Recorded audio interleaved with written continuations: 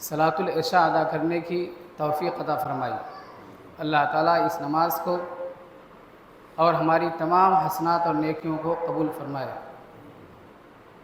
میں نے ایک آیت آپ لوگوں کے سامنے تلاوت کی ہے، بل تؤثرون الحیات الدنیا۔ اللہ نے فرمایا، اے لوگو تم دنیا کی زندگی کو ترجیح دیتے ہو، تم دنیا کی زندگی کو سب کچھ سمجھتے ہو، والآخرۃ خیر وابقیٰ، اور معاملہ یہ ہے کہ آخرت کی زندگی یہ باقی رہنے والی ہے اور خیر ہے، بھلائی ہے اس کے اندر۔ دنیا یہ انسان کی ایک ضرورت ہے، یہ مقصد نہیں ہے، ایک ضرورت ہے۔ اللہ رب العالمین نے ہم لوگوں کو پیدا کیا، ہم لوگ اللہ کی مخلوق ہیں، اللہ ہم لوگوں کا خالق ہے۔ بحیثیت مخلوق ہم اللہ رب العالمین کی مخلوق ہیں، انسان ہیں۔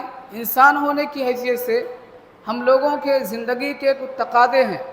جینا چلنے کے لیے کچھ کرنا پڑتا ہے، کھانا کھانے کے لیے محنت کرنی پڑتی ہے، جینا چلانے کے لیے محنت و مشقت برداشت کرنی پڑتی ہے۔ اس طرح سے صبح سے شام تک آدمی ڈیوٹی کرتا ہے، محنت کرتا ہے، واقعہ پڑتا ہے کہ اس کی زندگی کی گاڑی چلتی رہے۔ یقیناً یہ ضرورت ہے، لیکن یہ مقصد نہیں ہے۔ مقصد یہ ہے کہ ہم اللہ رب العالمین کی عبادت کریں۔ اللہ نے ہم لوگوں کو دنیا کے اندر بھیجا اس کی عبادت کے لیے۔ اب اس کی عبادت کرنے کے لیے ہمارے بدن کے اندر، ہمارے جسم کے اندر توانائی چاہیے، طاقت چاہیے، اور یہ طاقت ہم کو کھانے پینے سے حاصل ہوتی ہے۔ یہ ہمارے جسم کو قوت ملتی ہے کھانے پینے سے، تب آدمی زندہ رہتا ہے، اللہ کی عبادت کر لے سکتا ہے۔ لیکن اصل مقصد یہ ہے کہ ہم ہمیشہ اللہ رب العالمین کی عبادت کرتے رہیں۔ اسی لیے اللہ رب العالمین نے ہم لوگوں کو دنیا کے اندر بھیجا، ہم لوگوں کی تخلیق فرمائی، ہم لوگوں کو پیدا کیا۔ تو اللہ رب العالمین نے دنیا کمانے سے منع نہیں کیا ہے، دنیا کمانے سے اللہ نے روکا نہیں ہے، لیکن دنیا کماتے ہوئے اللہ رب العالمین کو بھول جانا، اللہ رب العالمین کے احکامات کو پیچھے ڈال دینا، اللہ رب العالمین کے حکموں کو پامال کرنا، کچل دینا، یہ انصاف نہیں ہے، یہ بگڑی انصاف ہے۔ جس نے ہم کو پیدا کیا ہے، جو ہمارا خالق ہے، جو ہمارا رازق ہے، جو سارے جہان کا مالک ہے، جو رب العالمین ہے، اس کے لیے ضروری ہے کہ ہم سارے لوگ اس کی عبادت کرتے رہیں۔ وہ ہم کو کھلاتا پلاتا ہے اور ہم لوگوں کی زندگی کے لیے تمام تر سہولیات فراہم کرتا ہے، تو اس کی عبادت کی جانی چاہیے، ہر ہمیشہ اس کی عبادت ہونی چاہیے۔ دنیا کی زندگی میں رہتے ہوئے، دنیا میں رہتے ہوئے اللہ کو خوش کر لینا، اللہ کی معرفت حاصل کرنا، اللہ کے حقوق کو ادا کرنا اور نمازوں کی پابندی کرنا اور اسی جیسے دوسرے اعمال کو بجا لانا، یہ ہم لوگوں کا بہت بڑا فریضہ ہے، بہت بڑی ذمہ داری ہے۔ میں نے ایک حدیث آپ لوگوں کے سامنے پڑھی ہے، اس حدیث میں اللہ کے نبی صلی اللہ علیہ وسلم نے فرمایا، بنی الاسلام علی خمس، اسلام کی بنیاد 5 چیزوں پر ہے۔ اسلام کے ارکان 5 ہیں، ان میں سب سے پہلا نمبر توحید کا ہے، شہادتی اللہ الہ الا اللہ وان محمد عبدہ ورسولہ۔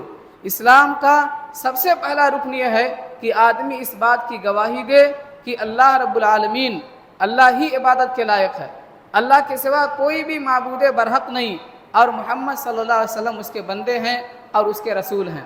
اس کو توحید کہا جاتا ہے۔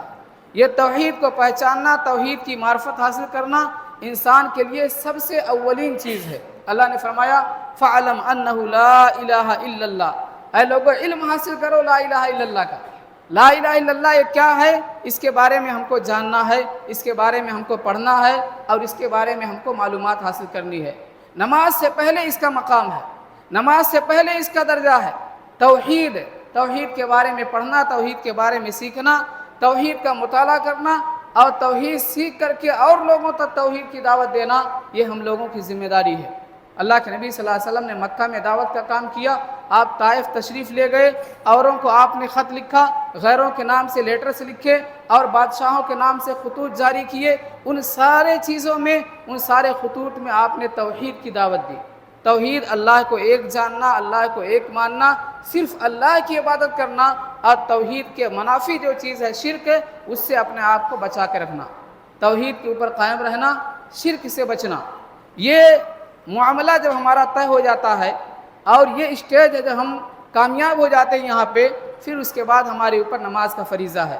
مسلمان کے لیے پہلا فریضہ مسلمان کے لیے پہلا فریضہ نماز ہے، غیروں کے لیے پہلا فریضہ توحید ہے، توحید کے فوراً بعد نماز کا درجہ ہے۔ تو نماز ایک اہم چیز ہے۔ جس طرح سے توحید کا علم حاصل کرنا ضروری ہے، اللہ کی معرفت حاصل کرنا، اللہ کو جان لینا، جب ہم نے جان لیا کہ اللہ ہے، اللہ موجود ہے، اللہ کی ذات کو ہم نے تسلیم کر لیا ہے، اللہ کے اوپر ہم نے ایمان لایا ہے، اب اللہ کے اوپر ایمان لانے کا تقاضا یہ ہے اب اس کے سامنے جھکا جائے، اب اس کے لیے سجدہ کیا جائے، اب اس کے لیے رکوع کیا جائے، اب اس کے سامنے اپنے آپ کو سر تسلیم خم کر دیا جائے، مسلم بنا جائے۔ مسلم اس اونٹنی کو عربی زبان کے اندر کہا جاتا ہے جو تابع ہوتا ہے اپنے مالک کے۔ مالک رسی لے کر کے جہاں اونٹنی کو لے کر جاتا ہے وہ اونٹنی وہیں پہ چلی جاتی ہے، وہ اونٹ ادھر ہی بھاگتا ہے، ادھر ہی چلتا ہے جہاں پہ مالک اسے جانے کی اجازت دیتا ہے، رسی کھینچتا رہتا ہے۔ تو ہم سارے لوگ مسلم ہیں، ہم آزاد نہیں ہیں۔